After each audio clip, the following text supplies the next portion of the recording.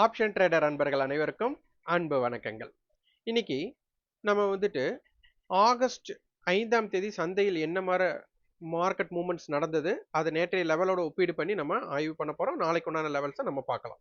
Okay, நேற்றைய தினத்தோட levels அப்படிங்கிறது வந்து பார்த்தீங்கன்னா, நமக்கு ஸ்பாட் மார்க்கெட் க்ளோஸ் ஆனது 24,614.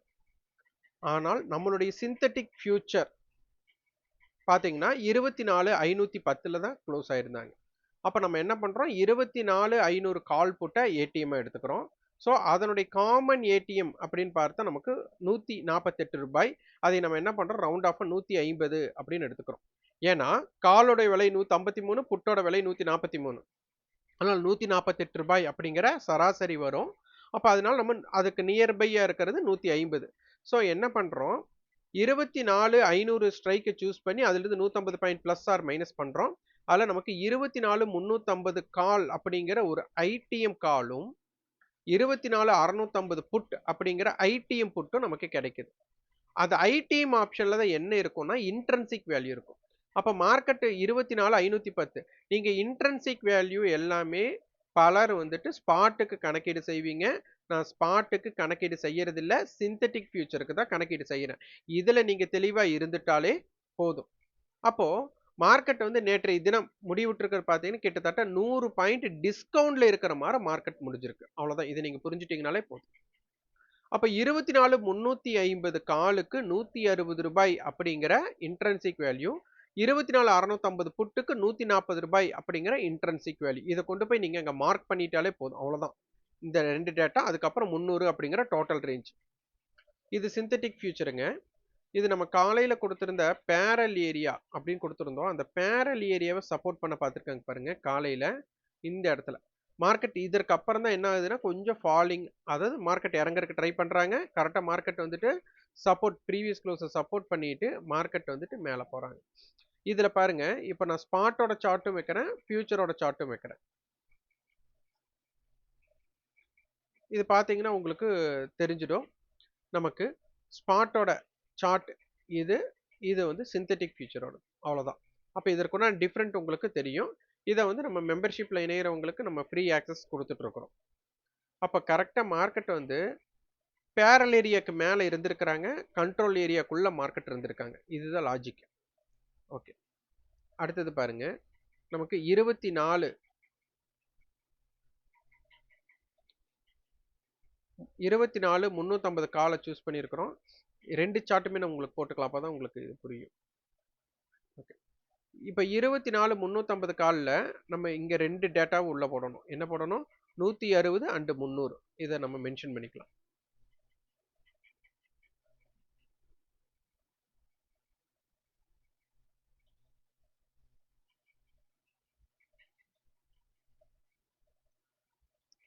முந்நூறு.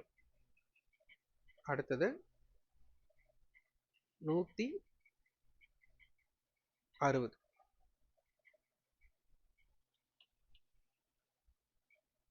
160னா அது நமக்கு அந்த எல்லையிலேயே மார்க்கெட் இல்லை, அவ்வளோதான்.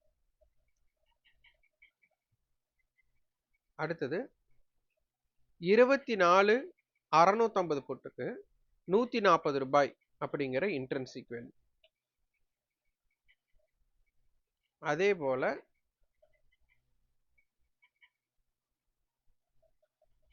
300. ஓகே, காலையில் இங்கே பாருங்க 24,350 கால் வந்து பார்த்தீங்கன்னா 300 ரூபாய்க்கு மேலேயே இருக்கிறாங்க.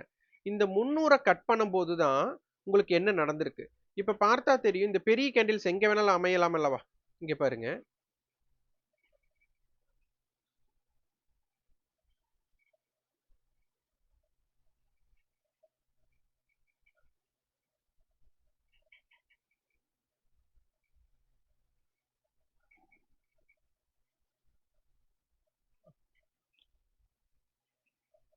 இந்த 300 கட்டை ஏன் இந்த மாதிரி கேண்டில் வரணும், பெரிய கேண்டில் வரணும்?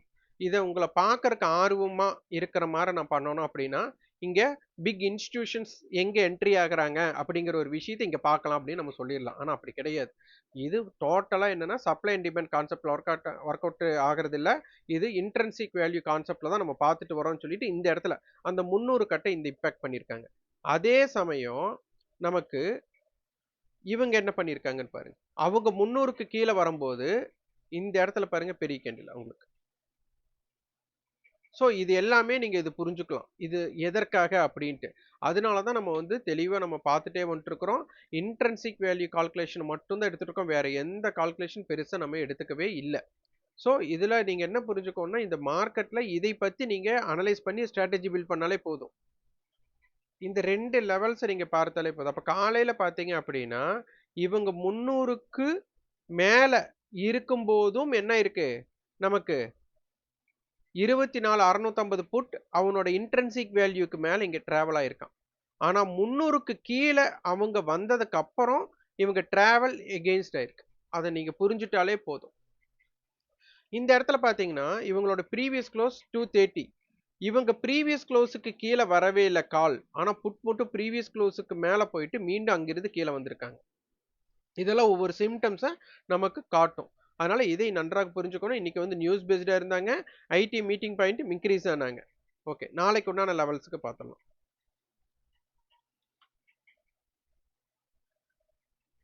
இதுல நம்ம ஓப்பன் இன்ட்ரெஸ்ட் பார்க்கறது இல்ல. எந்த இண்டிகேட்டரும் பார்க்கறதில்ல, வேல்யூம் பார்க்கறதில்ல. முழுக்க முழுக்க இந்த இன்ட்ரின்சிக் வேல்யூ மட்டும் தான் பார்த்துட்டு வர்றோம். ஸோ அதனால உங்களுக்கு இத பேஸ் பண்ணி என்னெல்லாம் ஏகப்பட்ட ஸ்ட்ராட்டஜிஸ் இருக்குங்க. இன்னைக்கு பார்த்தீங்கன்னா, நமக்கு அந்த டோட்டலா ரூ. 300க்கு மேல இருக்கிற வர 24,650 புட் பார்த்தீங்கன்னா, ஓடிஎம் புட்டா தான் இருக்கணும். ஏன்னா 350 கால் 300க்கு மேல இருக்காங்க. அப்ப 650 புட் என்னன்னா ஓடிஎம் புட். அப்ப அவங்க 300க்கு கீழ வந்ததுக்கப்புறம் இவங்களுக்கு ஐடிஎம் ஆகக்கூடிய சந்தர்ப்பம் குடுக்கும்போது என்ன ஆக்ஷன் குடுத்தாங்க அப்படின்னு பார்த்துட்டா, நிதானமா இருந்து வொர்க் பண்ணவங்களுக்கு அந்த இடத்துல ஒரு 25, 30 பாயிண்ட் ஸ்டாப் வச்சவங்களுக்கு ஒரு கண்டிப்பா ஒரு 50 பாயிண்ட் குடுத்துருக்காங்க. இந்த அளவு தான். நமக்கு என்னென்ன தாக்கம் எந்த இடத்துல ஒரு சிம்பிள் பார்த்தீங்கன்னா, உங்களுக்கு ரிஸ்க் ரிவார்ட் ட்ரேட் பண்ணியிருந்தீங்கனாலே உங்களுக்கு போதும். என்னன்னா மத்த இடத்துல இப்ப சப்போஸ் ரொம்ப கேப் அப் ஆயிட்டான், ரொம்ப கேப் டவுன் ஆயிட்டா, மார்க்கெட் மூவ்மெண்ட் இல்லாத இடத்துல இருக்கான் அப்படின்னா, ட்ரேட் இந்த கான்செப்ட்க்குள்ள நீங்க பண்ணணுங்கிற அவசியமே கிடையாது. உங்களுக்கு வேற கான்செப்ட் இருந்தா பண்ணிக்கலாம். இந்த கான்செப்ட்க்கு அவங்க என்ன பண்றாங்க அப்படிங்கிறத நீங்க பார்க்கணும்.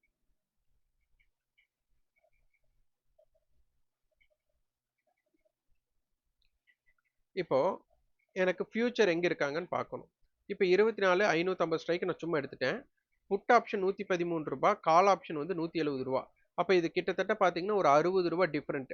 அப்ப என்ன அர்த்தம்? 24,610ல இருக்கிற மாரி நமக்கு இந்த இடத்துல நமக்கு காமிச்சு குடுத்தாச்சு. அப்ப 600 ஸ்ட்ரைக் தான் நமக்கு என்னவா இருக்கும்? ஏடிஎம்மா இருக்க போறாங்க. கால் புட்டுக்கான டிஃபரன்ஸ் கம்மியா இருக்கும். அதனால நான் ரேண்டமா ஒண்ணு எடுத்து எப்படி கரெக்ட்டா 600 சூஸ் பண்ணீங்கன்னு நெறைய பேருக்கு டவுட் வரும். இது வந்து சிந்தெடிக் ஃபியூச்சர் பேஸ்ல தான் நம்ம எடுக்கிறோம். இங்க பார்த்தீங்கன்னா தெரியும். புட் ஆப்ஷன் ரூ. 136, கால் ஆப்ஷன் வந்து ரூ. 144. ரூ. 8னால 24,608ல நமக்கு க்ளோசிங்கா இருக்கு. அவ்வளவுதான் விஷயம். வேற ஒண்ணுமே கிடையாது. அப்ப இத வந்து 150ஆவே இது பண்ணிக்கலாம். அப்ப 24,608 முக்கோணம் போட்டாச்சு. இதுல வந்து 150 பாயிண்ட் எடுத்துட்டோம். அப்ப 24,600 சூஸ் பண்ணிட்டோம். 150 பாயிண்ட்னா 24,450 கால், 24,750 புட் எடுத்தாச்சு.